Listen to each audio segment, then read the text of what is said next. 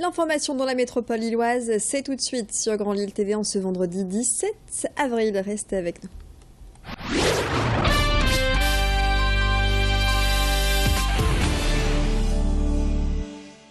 Rien ne va plus à Haubourdin entre le maire et la communauté rom. Hier matin, la municipalité a fait déverser de la terre humide sur un terrain occupé par des familles roms au niveau du chemin de Busigny.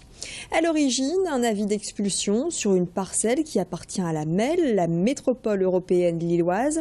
Les Roms ont quitté ce terrain en début de mois, sauf qu'ils se sont réinstallés à quelques mètres de là, sur une zone qui appartient cette fois au Conseil général.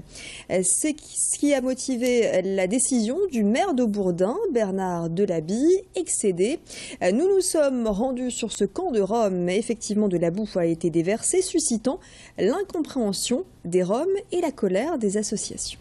Ils ont déchargé des monts de boue qui est certainement toxique et de toute façon on fera une analyse de ce qui a été déchargé devant le campement et je trouve ça inacceptable puisqu'on aurait souhaité quand même qu'il y ait d'autres actions qui soient menées pour qu'on trouve un logement pour eux. Mais pas de cette manière-là, c'est vraiment très violent. Les enfants et les adultes sont très traumatisés par ce qui leur est arrivé hier matin. C'est inacceptable. Nous avons contacté Bernard Delabille, le maire d'Haubourdin, par téléphone. Il a répondu à notre interview. Selon lui, ce n'est pas du purin, comme ça a pu être dit récemment dans la presse locale, mais bien de la boue qui a été déversée, dans l'objectif d'éviter aux Roms d'évoluer davantage sur ce terrain. Je vous propose de l'écouter, Bernard Delabille, qui se dit victime de menaces. Je suis surpris, je suis même scandalisé. Des insultes que je reçois chez moi, à mon domicile, sur mon téléphone, ici en mairie. Tout vient en définitive de ce que la Voix du Nord a écrit sur Internet, parce que sur Internet, ils ont écrit que j'aurais déversé du lisier, ce qui est complètement faux. Je vous redis, j'ai déversé de la terre humide.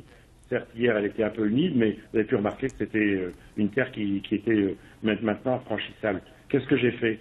Il faut quand même connaître un peu le problème, Et avant de dire que je suis inhumain, je vous passerai tous les mots que j'ai pu entendre ou que j'ai pu voir écrits, je n'oserais même pas les prononcer. Gros plan à présent sur une initiative de l'hôpital Roger Salengro à Lille. Direction un couloir de l'hôpital long de 150 mètres et emprunté par 3 à 4 000 personnes tous les jours.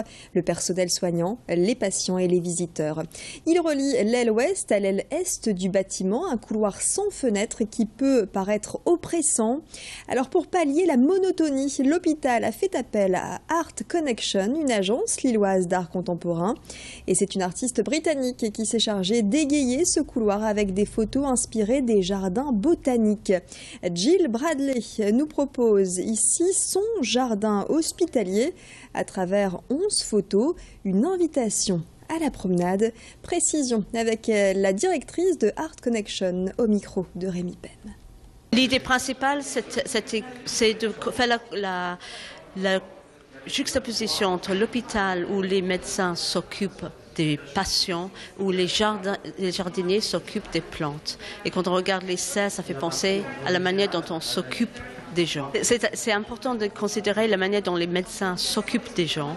Et Jill, elle a découvert l'histoire des jardins botaniques à Lille, qui est très ancienne, qui remonte au XVIe siècle. Et donc, elle s'intéresse aussi à la manière dont les jardiniers s'occupent des plantes. Et donc, c'est pour ça que vous avez ces images incroyables des serres, des jardins des plantes de Lille. Retour sur cet événement organisé hier à la Cité des Échanges de Marc-en-Barœul. Il s'agit là des rencontres patrimoniales, rencontres proposées par le magazine Le Particulier, leader de la presse patrimoniale. Des ateliers ont permis de comprendre comment épargner, comment faire fructifier son patrimoine, quels sont les meilleurs placements. Éléments de réponse au micro de Fanny Bourdillon. Le prix des biens a fortement baissé. Par ailleurs, il y a quand même une conjonction de facteurs aujourd'hui qui fait que il y a quand même des feux qui s'allument au vert pour reprendre l'investissement immobilier. Notamment, il y a le crédit immobilier qui est très très bas, premier élément d'information. Le deuxième élément d'information, c'est que le marché a déjà beaucoup baissé. Et sans doute aujourd'hui un point bas a été trouvé et on va pouvoir retrouver des niveaux de valorisation supérieurs dans les mois qui viennent. Et le troisième élément, c'est qu'il y a quand même beaucoup d'incitations fiscales et notamment avec le nouveau dispositif Pinel qui vont permettre de retrouver des niveaux de rentabilité, de défiscalisation pertinents pour les investisseurs. Tout autre domaine, la saison de la chasse est terminée, place désormais à la période de reproduction. Les chasseurs ont donc raccroché leurs fusils, ce qui ne les empêche pas de se rassembler à partir d'aujourd'hui et jusqu'à dimanche à l'île Grand Palais pour le salon Saison de chasse, l'occasion d'envisager la saison prochaine. Au programme, présentation des chiens de chasse, simulateur de tir et cours de cuisine. Avec 65 000 participants dans le Nord-Pas-de-Calais, la chasse est un loisir qui a encore de beaux jours devant lui. Un salon qui permet d'attirer l'attention sur la formation des chasseurs désormais plus encadrés. Explication. La Fédération départementale des chasseurs du Nord organise des formations, notamment des formations sécurité à la chasse, puisque la sécurité est quelque chose de très important en termes au niveau des chasseurs aujourd'hui, et notamment dans la formation des jeunes chasseurs. Donc tous les chasseurs du département peuvent s'inscrire à la fédération pour suivre une formation sécurité à la chasse, c'est-à-dire comment doit-on manipuler les armes, comment doit-on les tenir, enfin tout ce qui gère la chasse. Les stages sont des stages qui durent une grosse demi-journée, voire à une journée suivant la formation, et on a à chaque fois entre 50 et 60 candidats dans les formations. Fin de ce flash, merci de l'avoir suivi. Tout de suite les prévisions météo de votre week-end.